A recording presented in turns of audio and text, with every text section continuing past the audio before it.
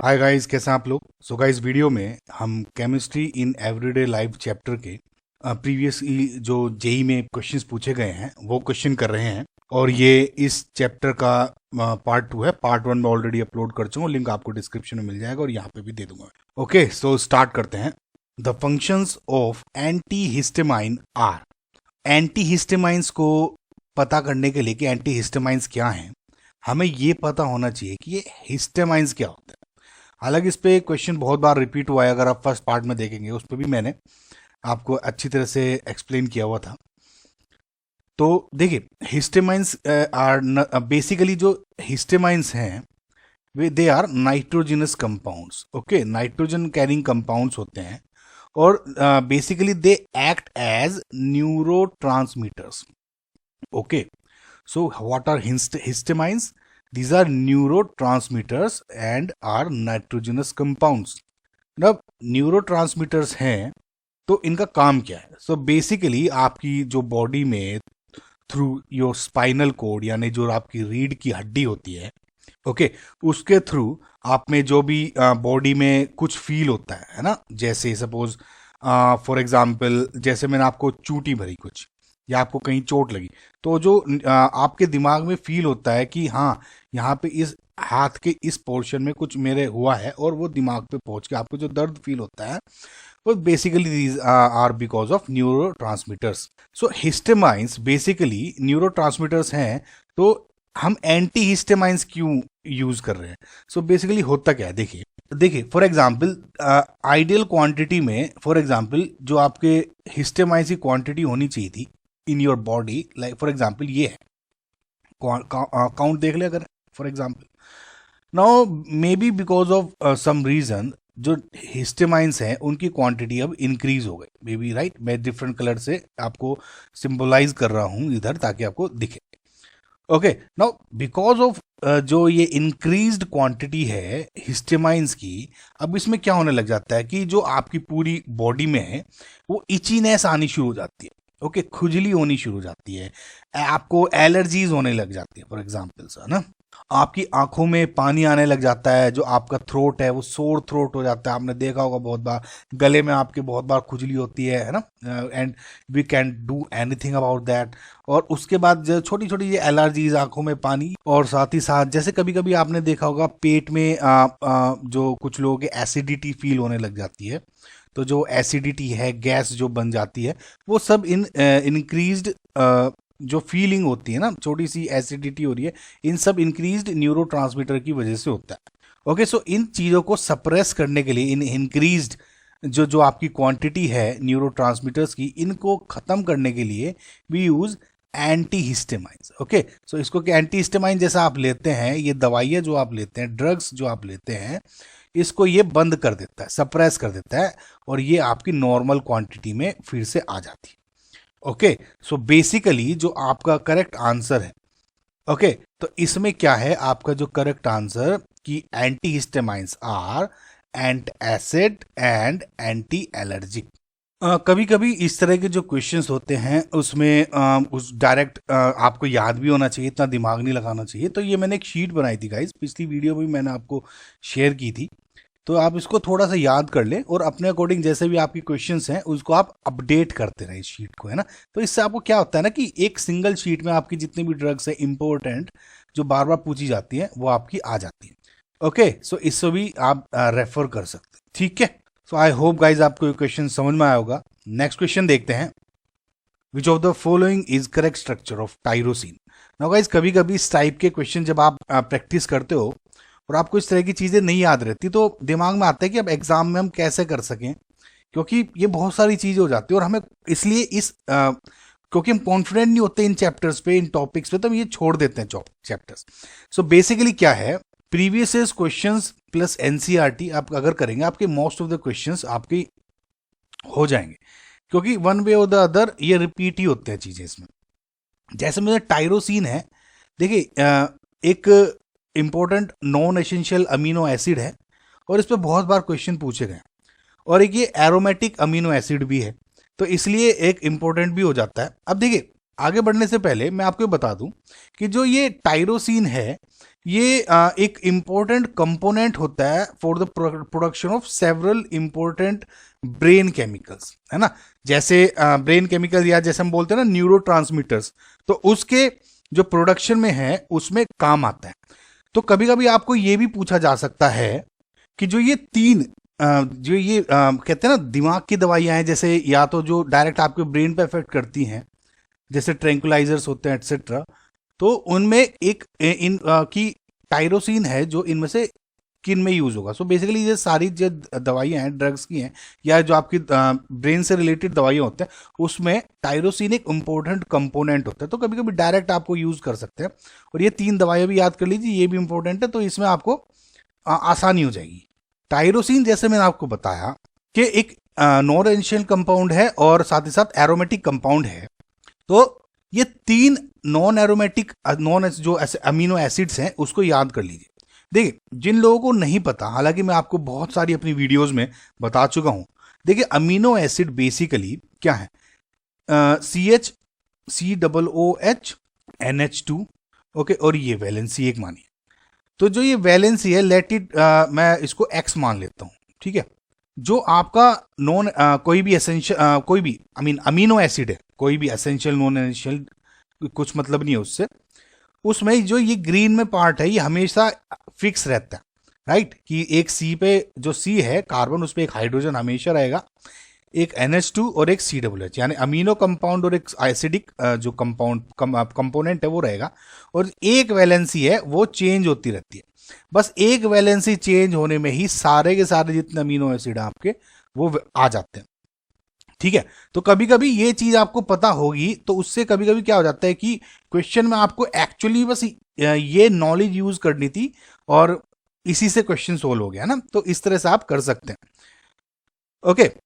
सो कभी कभी क्या होता है, बेस्ड ऑन जो आपका एसिड जो आपका अमीनो एसिड है is placed in basic medium या एसिडिक मीडियम, उस पे बेस्ड होने पे भी आपके जो वैलेंसीज हैं कभी कभी चेंज हो जाती है। जैसे वेदर ये न्यूट्रल में रहेगा, या कभी कभी आपने देखा हो NH3 पॉजिटिव NCOO नेगेटिव ऐसे भी लिख देते हैं। तो बेस्ड ऑन मीडियम होता है ये, इसमें आप इतनी टेंशन मत ले, यानी अमीनो एसिड ही है, ओके। तो इसमें अगर आप देखें, देखिए तीन अमीनो एसिड जो मैंने आपको याद करने के लिए बोला है, इंपॉर्टेंट है, डायरेक्ट पूछे जा सकते हैं।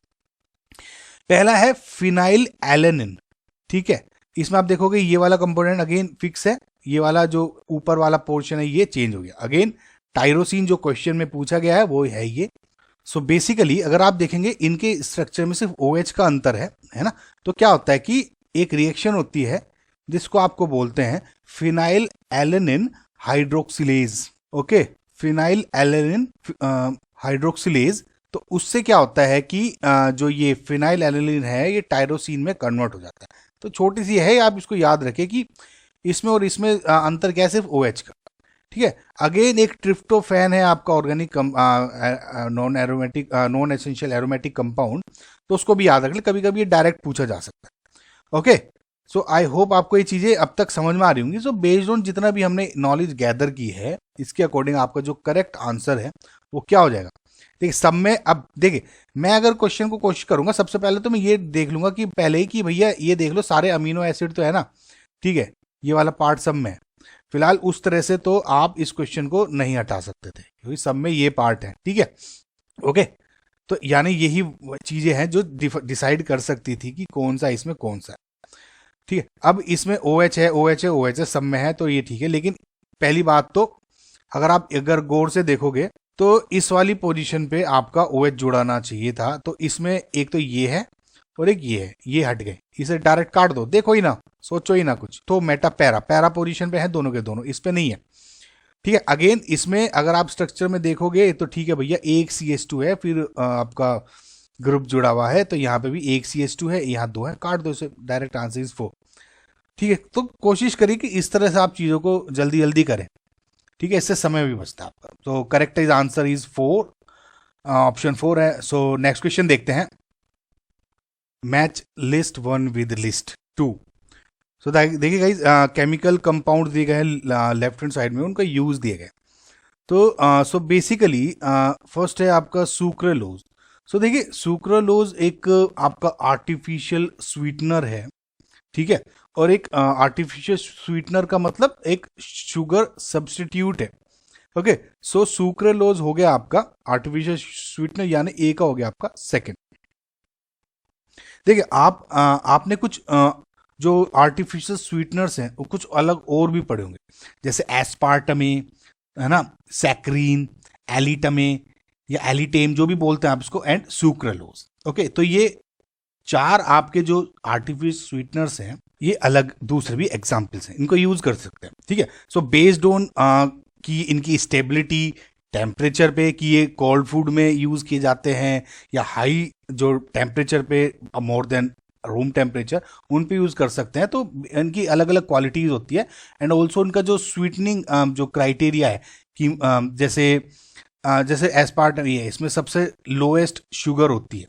ठीक है, उसके फॉर एग्जाम्पल जैसे आप कह दें 100 units, 100 times then normal sugar. ठीक है, अब जो एस्पार्टमे है, ठीक है, इसमें 100 हो गई, जो सैक्रीन है उसमें आप मान ले 500, और जो सुक्रालोज है वो 600 टाइम्स, एंड जो फॉर एग्जांपल जो एलिटमी है वो मोस्ट स्वीट होती है 2000। ठीक है, लेकिन ये सब के सब आर्टिफिशियल है स्वीटनिंग एजेंट्स। तो फिलहाल आपका जो ए का ऑप्शन क्या हो गया, इज सेकंड। जो glycerol ester of stearic acid है, सो बेसिकली ये एक सिंथेटिक डिटर्जेंट है। ठीक है, देखिए सिंथेटिक डिटर्जेंट बेसिकली वे कंपाउंड्स हैं या वे जिनकी जो क्लींजिंग एजेंट्स होते हैं, जैसे सोप है। ठीक है, सबसे पहले तो आप ये ध्यान रखें कि सोप और synthetic detergents are two different things. ठीक है, जो सिंथेटिक डिटर्जेंट्स हैं they are also I mean similar to soaps, मतलब वे भी क्लींजिंग एजेंट्स हैं, वे भी पानी में मिल के झाग बनाते हैं, लेकिन वे एक्चुअली में कोई सोप नहीं कंटेन करते। समझ रहे हैं आप? तो उसके बारे में आगे और क्वेश्चंस में भी डिस्कस करेंगे, मैंने पिछली वीडियोस में भी डिस्कस किया हुआ है इसको। तो लेकिन एक्चुअली में क्या होता है, सोप नहीं होता इसमें, लेकिन फिर भी कोल्ड या हार्ड या सॉफ्ट वाटर के साथ, कोल्ड या हॉट वाटर के साथ भी जो आपके फोम है वो क्रिएट कर सकते हैं। तो ठीक है, तो स्टेरिक एसिड का तो आपको देखते ही है ना, ये वाला जो कंपाउंड है, इसको देखते आपको तो हो जाना चाहिए था कि सिंथेटिक डिटर्जेंट है। फिर आपका सोडियम बेंजोएट। देखिए सोडियम बेंजोएट है, अगेन ये एक फूड प्रिजर्वेटिव है। सबसे पहले तो आप ये याद रखें। ठीक है, क्या है, फूड प्रिजर्वेटिव की होता है। अब फूड प्रिजर्वेटिव हम क्यों यूज करते हैं, बहुत सिंपल है कि to prevent spoilage of food due to microbial growth. अब जैसे कभी कभी होता है ना, बाहर रख रहे हैं, जैसे आपके अचार होते हैं बाजार के, या जैसे जैम हो गया, सॉस हो गया, इनकी जो शेल्फ लाइफ है वो थोड़ी ज़्यादा होती है। तो इसमें क्या होता है, आप फूड प्रिजर्वेटिव्स डालते हो ताकि इनकी शेल्फ लाइफ भी बढ़ सके। ठीक है, सोडियम बेंजोएट के अलावा भी कुछ और भी, जैसे ये आपके फूड प्रिजर्वेटिव होते हैं, जैसे सॉल्ट हो गया, जैसे आपने घर में देखा होगा ना, नमक भी डालते हैं लोग, शुगर, वेजिटेबल ऑयल, ये चीज़ें तो आपके अचार वचार जो घर में बनता है, पिकल बनाते हैं हम इंडिया में, तो वो सब इनमें डलता ही है। अगेन सोर्बिक एसिड या प्रोपेनोइक एसिड, ये सब के सब जो हैं आपके फूड प्रिजर्वेटिव्स हैं। ठीक है, ये याद रखें। तो इसका मतलब सी का हो गया आपका 4। अगेन बायोथेनॉल बेसिकली एक एंटीसेप्टिक है। सबसे पहली बात तो ये लास्ट ऑप्शन बता था, तो डी का आपका तीसरा ही होना था। ठीक है, देखिए बायोथेनॉल जो मैंने जो ये शीट है जो मैंने आपको शेयर भी की थी पिछली वीडियो में भी, इसमें भी मैंने मेंशन की हुई है, इसलिए मैं आपको बार बार बोल रहा हूँ, इस शीट को आप ले लें और अपना एक प्रिंट आउट निकाल के जो भी क्वेश्चन हो ना, इसको अपडेट करते रहें, ताकि आपको सारे जितने भी दवाइयां हैं ये हैं सब एक ही जगह हो, जब बार बार जब पढ़ते हैं तो उसमें आपको फायदा हो जाएगा। ठीक है, तो बेसिकली देखिए क्या है कि एंटी माइक्रोबल्स होते हैं, एंटीसेप्टिक्स। ठीक है, जैसे 3 तरह के एंटी माइक्रोबल्स होते हैं, एंटीबायोटिक, एंटीसेप्टिक्स, डिसइंफेक्टेंट्स, इनका सब अलग अलग काम है। सो एंटीसेप्टिक बेसिकली जो आपके लिविंग टिश्यूज हैं, वाउंड्स पे यूज डलता है ताकि माइक्रोबल ग्रोथ ना हो। समझ रहे आप? तो जो बायोथिनॉल है वो इसका इंपॉर्टेंट एक काम है कि ये जो सोप्स हैं, इन देखा होगा ना आपने डेटोल की साबुन, या आजकल इतनी साबुन आती है इसमें कहते हैं कि एंटीसेप्टिक है, तो इसमें बायोइथेनॉल डलता है, ठीक है। तो इसमें क्या है कि जो बायोइथेनॉल है is an antiseptic. Okay, so I hope guys आपको क्वेश्चन ये समझ में आएगा। ए का दूसरा, B1, C4 and D3। Okay, so next question देखते हैं। A non reducing sugar A, ठीक है, hydrolyse to give 2 reducing monosaccharides, so sugar A is. अब गाइज ये जो क्वेश्चन है ये इतना इंपॉर्टेंट क्वेश्चन है या इतनी इंपॉर्टेंट रिएक्शन है जिसपे ना जाने कितनी बार क्वेश्चन पूछा जा चुका है, ठीक है। आपको मैं कई बार बताया है मल्टीपल क्वेश्चंस में, अगर आप मेरी वीडियोस हमेशा देखते हैं तो जो ये रिएक्शन होती है ना, इनवर्ट शुगर वाली रिएक्शन, वही रिएक्शन है, ठीक है। तो रिएक्शन बेसिकली होती क्या है कि जब आप सुक्रोज को, अभी आपको पूरे ध्यान से सुनिए, मैं आपको और अच्छी तरह से एक्सप्लेन करूंगा। सुक्रोज को जब आप हाइड्रोलाइज करते हैं, ठीक है, तो ये ग्लूकोज और फ्रक्टोज में टूट जाता है। समझ में आपको? नाउ जो सुक्रोज है is a non reducing sugar, okay, और जो ग्लूकोज है is a reducing sugar and fructose is again a reducing sugar, ठीक है। इसमें और एक चीज ऐड कर लेते हैं कि जो सुक्रोज है इज अ डाइसैकराइड, ठीक है। ये कभी कभी ऐसे सवाल पूछे जाते हैं और कई बार मैंने को आपको इन सब के मतलब भी एक्सप्लेन कर चुका हूं, ठीक है। Again glucose is a monosaccharide and fructose is also a monosaccharide, ठीक है। समझ में आ रहा आपको? सो इसको और अच्छी तरह से समझने के लिए आप इस रिएक्शन को देखिए। ये हालांकि आप देखिए इसको, आपको स्ट्रक्चर हालांकि अगर आप मेरी वीडियोस रेगुलर देखते हैं आप हमेशा अब तक याद कर चुके होंगे, ठीक है, लेकिन फिर भी देखिए ये सुक्रोज का फॉर्मूला है C12H22O11, glucose C6H12O6 and again fructose is C6H12O6, ठीक है। ये स्टीरियो आइसोमर्स हैं सब। अब देखिए जो सुक्रोज है जब आप इसका हाइड्रोलिसिस करते हैं तो इसका जो ये ग्लाइकोसिडिक बॉन्ड है, ये जो बॉन्ड है ये ग्लाइकोसिडिक बॉन्ड है। तो जब आप इस बॉन्ड को हाइड्रोलिसिस करके ब्रेक कर देते हो and it breaks into glucose and fructose, तो इस पूरी रिएक्शन क्या बोलते हैं? इनवर्ट शुगर रिएक्शन, ठीक है। सो बेसिकली क्या है, वाटर क्या है, H एंड OH, ठीक है। तो जब ये बॉन्ड ब्रेक होता है एक H जुड़ गया है ना और इस पे OH जुड़ गया, समझ में आपको? तो ये होता था इसका। अब देखिए बैक टू अवर क्वेश्चन, अगर आपको ये पूरा भी ध्यान नहीं था, आपको ज्यादा रिएक्शन भी याद करने की जरूरत नहीं। सबसे पहले तो एक चीज देखिए कि नॉन रिड्यूसिंग शुगर, ठीक है। अब इसमें फ्रक्टोज क्या है, मुझे पता है कि रिड्यूसिंग शुगर है। अब देखिए एक चीज ध्यान से देखिए, फ्रक्टोज का जो फॉर्मूला है C6H12O6, ठीक है। जो ग्लैक्टोज है वो भी एक मोनोसैक्राइड ही है just like glucose and fructose, और उसका स्ट्रक्चर भी क्या है, इसका जो फॉर्मूला C6H12O6 ही है, इसका भी ग्लूकोज का भी C6H12O6 ही है, बस अकेला सुक्रोज है जो कि C12H22O11 होगा। समझ में आपको?